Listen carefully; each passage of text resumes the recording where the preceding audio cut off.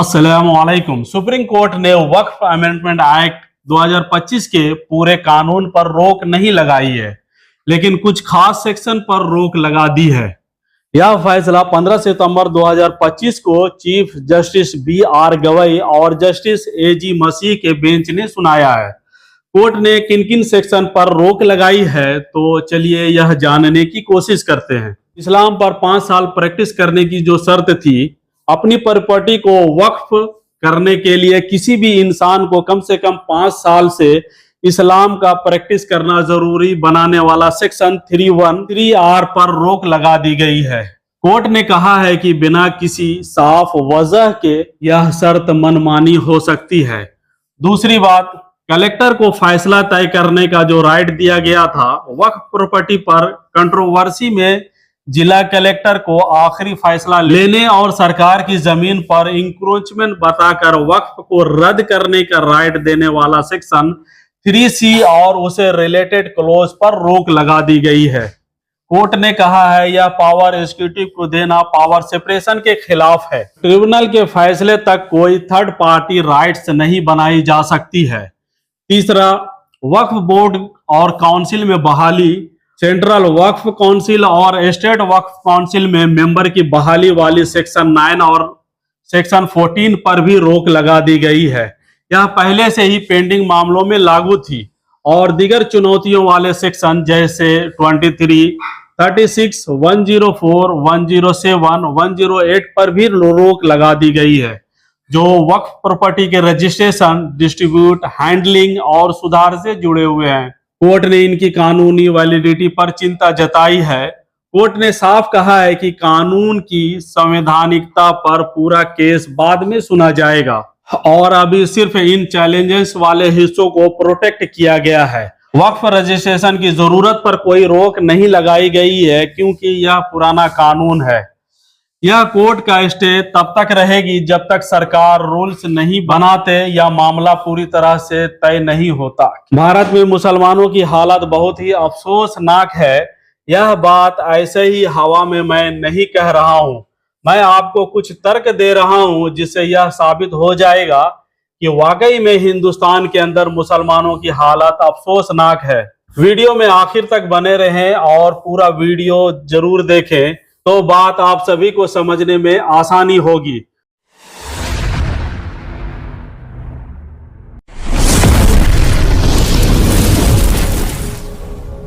दोस्तों, आप लोगों से एक बात और कहनी है। अगर यह वीडियो आप YouTube पर देख रहे हैं तो हमारे चैनल को लाइक करें, सब्सक्राइब करें और बेल आइकन दबाना ना भूलें। और अगर यह वीडियो आप सोशल प्लेटफॉर्म पर देख रहे हैं तो हमारे पेज को फॉलो करें और अपने दोस्तों के साथ शेयर करना ना भूलें। नए वक्फ कानून को बनाने और पास करने वाले लोग हिंदू हैं। लोकसभा में नए वक्फ कानून को बनाने और पास करने वाले ज्यादातर सांसद हिंदू हैं। राज्यसभा में भी इसे पास करने वाले तकरीबन सभी सांसद हिंदू हैं।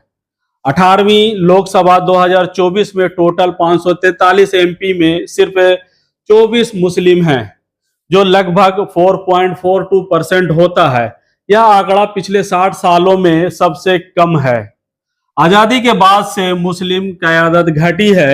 1952 में 4.3% से शुरू होकर यह 2019 में 4.8% था, लेकिन 2024 में गिरा है क्योंकि पॉलिटिकल पार्टी मुसलमानों को टिकट देने से हिचकिचाती है। उनको लगता है इस कदम से उनके हिंदू वोटर नाराज हो जाएंगे। मुसलमान भारत की आबादी का 15% से ज्यादा है, लेकिन उनकी पॉलिटिकल हिस्सेदारी लगातार घट रही है। अगर राज्यसभा की बात की जाए तो मुस्लिम मेंबर की तादाद बहुत ही कम है। भाजपा में कोई मुस्लिम सांसद नहीं है, जबकि अपोजिशन पार्टी में कुछ हैं, लेकिन कुल मिलाकर हिंदू सांसद ही बहुमत में है। वक्फ बोर्ड एक मुसलमानों की प्रॉपर्टी जैसे मस्जिद, मदरसा, कब्रिस्तान को संभालने का एक ऑर्गेनाइजेशन है। नया कानून इसमें बदलाव ला रहा है, लेकिन इसे बनाने और मंजूर करने वाले लोग ज्यादातर हिंदू हैं। मुसलमानों के मुद्दों पर मुसलमानों की आवाज कम है क्योंकि संसद में मुस्लिम MP बहुत ही कम है या उनका कोई वैल्यू नहीं है। दूसरी बात, न्यायपालिका जुडिशरी की बात की जाए तो मुसलमानों का पक्ष रखने वाले वकील भी हिंदू हैं। नए वक्फ एक्ट के खिलाफ कोर्ट में मुसलमानों की तरफ से लड़ने वाले बड़े बड़े वकील हिंदू हैं। सरकार के तरफ से मुकदमा लड़ने वाले भी हिंदू हैं। चीफ जस्टिस ऑफ इंडिया भी हिंदू हैं। अगर मुसलमान नए कानून के खिलाफ कोर्ट जाते हैं तो उनके लिए बहस करने वाले टॉप वकील ज्यादातर हिंदू हैं।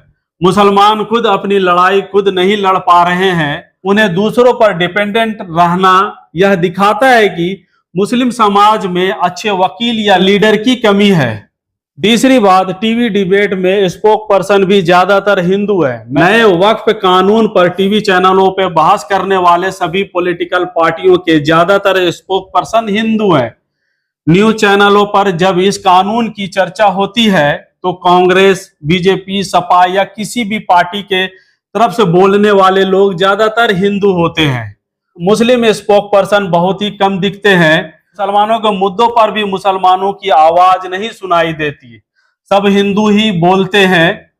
कुछ लोग इसे गंगा जमनी तहजीब कहकर तारीफ कर रहे हैं, जबकि गंगा जमनी तहजीब का मतलब है हिंदू मुस्लिम भाईचारा, एकता और संस्कृति होती है। कुछ लोग कहते हैं कि हिंदू मुस्लिम के मुद्दों पर बोल रहा है इसलिए यह अच्छी बात है, लेकिन यह तस्वीर मुसलमानों की बुरी हालात को बयां करती है। मुसलमान इतने कमजोर हो गए हैं कि वे खुद अपनी बात नहीं रख पा रहे हैं। बाहर से लगता है कि हिंदू मुस्लिम एकता है, लेकिन अंदर से यह मुसलमानों की बहुत बड़ी कमजोरी है। वे इतने दबे हुए हैं कि अपनी जमीन, मस्जिद, दरगाह, मदरसा, ईदगाह, कब्रिस्तान, इमाम बाड़ा की भी हिफाजत के लिए दूसरों पर डिपेंडेंट है। इससे बड़ा और क्या सबूत चाहिए मुसलमानों की बदहाली का कि मुसलमान खुद कोर्ट में खड़े होकर अपनी पैरवी नहीं कर पा रहे हैं। चौथी बात, यह सिर्फ इकोनॉमिक या पॉलिटिकल कमजोरी नहीं बल्कि साइकोलॉजिकल सोच की भी गिरावट है। मुसलमानों की यह हालत सिर्फ पैसे की कमी या पॉलिटिकल ताकत की कमी नहीं है, बल्कि यह साइकोलॉजिकल कमजोरी है। मतलब मुसलमानों का मन इतना टूट चुका है कि वे अपनी आवाज खो चुके हैं।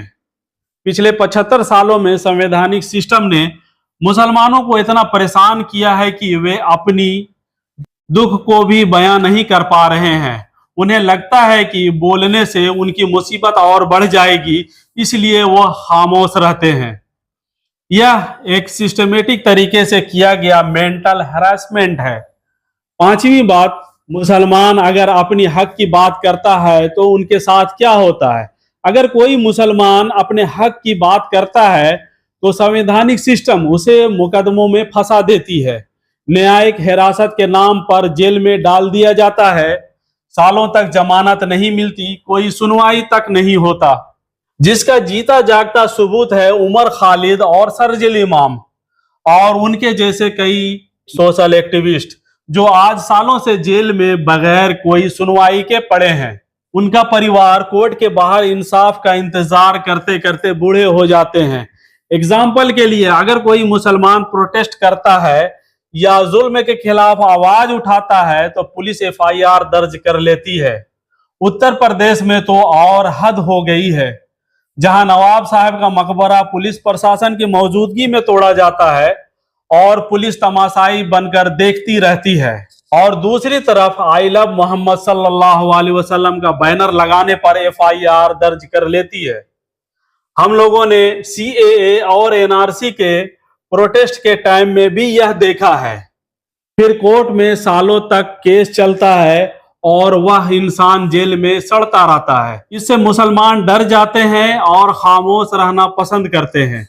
यह 75 सालों की सोची समझी साजिश का नतीजा है, जिसने मुसलमानों को गूंगा, बहरा, अंधा बनने के लिए मजबूर कर दिया है। छठी बात, पूरी कौम दूसरे को तरफ देख रही है। देश की सबसे बड़ी अदालत सुप्रीम कोर्ट में पूरी मुस्लिम कौम अपनी बात कहने के लिए दूसरों के तरफ देख रही है।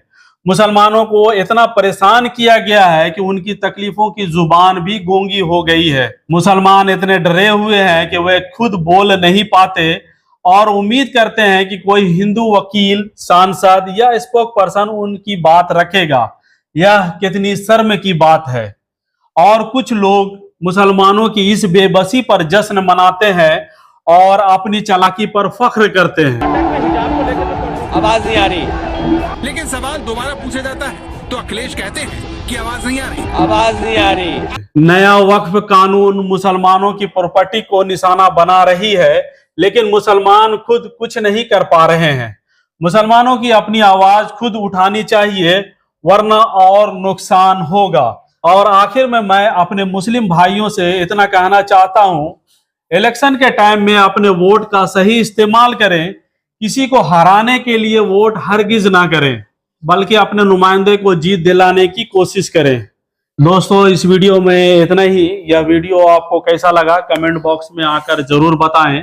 दोस्तों, अगर इस चैनल पे आप नए हैं तो हमारे चैनल को लाइक करें, सब्सक्राइब करें और बेल आइकन दबाना ना भूलें। और अगर यह वीडियो सोशल प्लेटफॉर्म पे आप देख रहे हैं तो हमारे पेज को फॉलो जरूर करें और यह वीडियो अपने दोस्तों के साथ शेयर करना ना भूलें। दोस्तों, मिलता हूं फिर एक नए वीडियो में। तब तक आप अपना और अपने आसपास का खास ख्याल रखें और अब अपने दोस्त को इजाजत दें। जय हिंद, जय भारत, अल्लाह हाफिज।